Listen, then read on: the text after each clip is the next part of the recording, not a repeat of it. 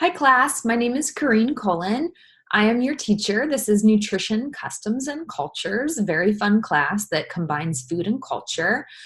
I am a registered dietitian. I am also a certified diabetes educator, a certified nutrition support clinician, and I teach at Cal Poly, Cuesta College, Allen Hancock, multiple different nutrition classes. I also work as a renal dietitian in San Luis Obispo. So that's a little bit about me. I've been teaching for about 5 years, and I really enjoy it because it helps me be a better nutritionist and learn more about nutrition every day. So this class is entirely online, and it will be taught through Canvas. If you're taking it at Cuesta College, different platforms if you're taking it at other colleges, but Canvas at Cuesta College. And so this is what the page is going to look like. So this is our welcome page, and here there are 7 steps to prepare you to take the class. And I know 7 steps sound like a lot, but since this class is entirely online, we want to make sure that you're really 100% prepared to submit materials online, learn at your own pace online, take quizzes online, contact your instructor online, and just really be a successful online student. So the very first steps are an online orientation, a survival guide checklist, and the syllabus. Next, there is the welcome video, which you are watching right now. You can read a little bit more about me in my mini bio, tips for successful online learning, and then steps 3, 4, 5, and 6 all have an opportunity for you to earn 2 points extra credit per step. And I highly recommend earning the extra credit because you never know when you're going to need it, and it just can help your overall grade at the end. So step 3 is some further reading about how to navigate online course information, notifications, communication, etc. And then you're going to send me an email for 2 points. Step 4 is course participation and etiquette. Then you're going to do a discussion board, which I'll talk quite a bit about discussion boards coming up. The next extra credit assignment is submitting an actual assignment. And then you'll take an extra credit quiz. The very last step is to move on to the next module in chapter 1. So for the most part, this course is organized by chapters, except for this very top part, which is class assignments. So we have 2 big class assignments in the class, and they're right here. There's a restaurant review, and so for this restaurant review, you're going to be going to a cultural restaurant, so Italian, Moroccan, Japanese, Chinese, Korean, Lebanese, wherever you can go that is cultural. Please don't go to places like Firestone Grill or IHOP or Denny's or McClintock's. It's got to be something ethnic. And you're going to order either an entree or an appetizer or split one with a friend, and then write up a restaurant review talking about the authenticity of the food, the presentation of the food, how it was cooked, what it tastes like, kind of the cultural representation. The next project is a research paper and optional video. And for this, you can write research on any country of your choice. However, it has to be one that was not covered extensively within our book. So I don't want you to just recopy what the book has. And you're going to write about the climate, the geography, the population, the demographics, and then food customs and cultures. So what do they usually eat?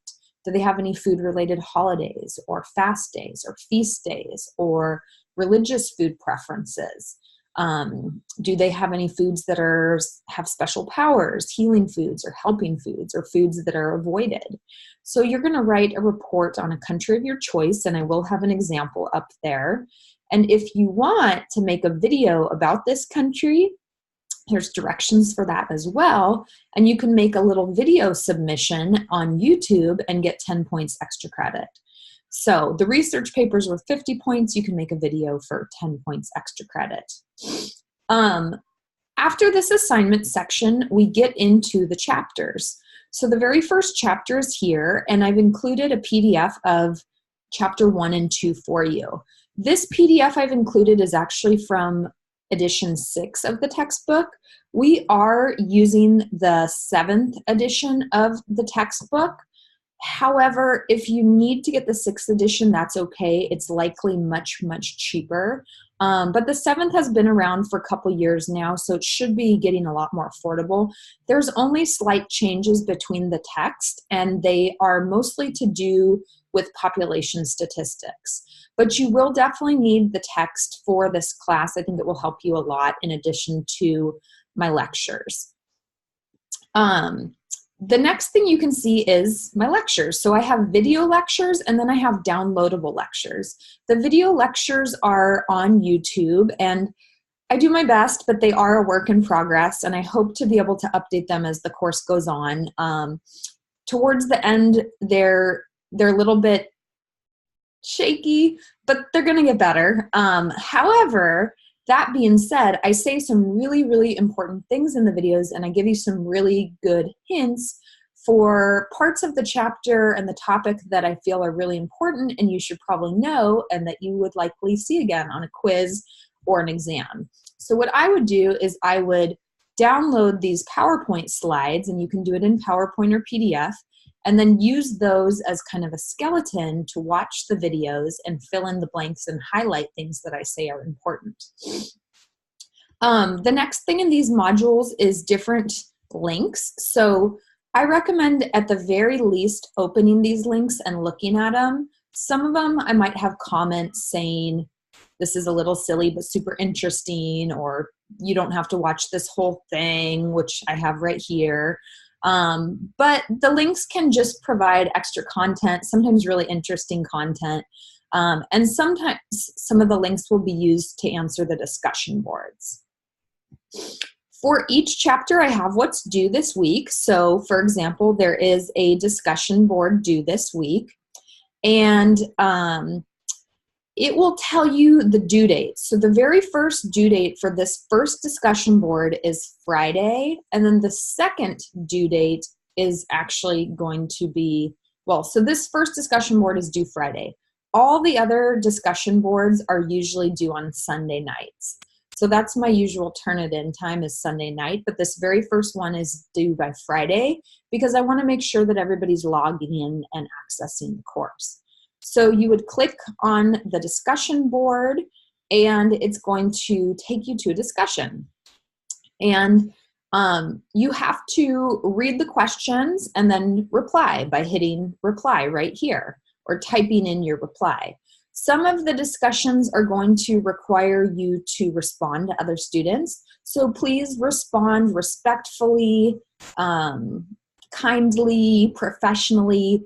Respond the way you might want to be responded to. I won't tolerate any racism or sexism or ageism or, negative talk between students here. But if you do answer the discussion boards, you get full credit. The only catch is you have to answer them within the due date.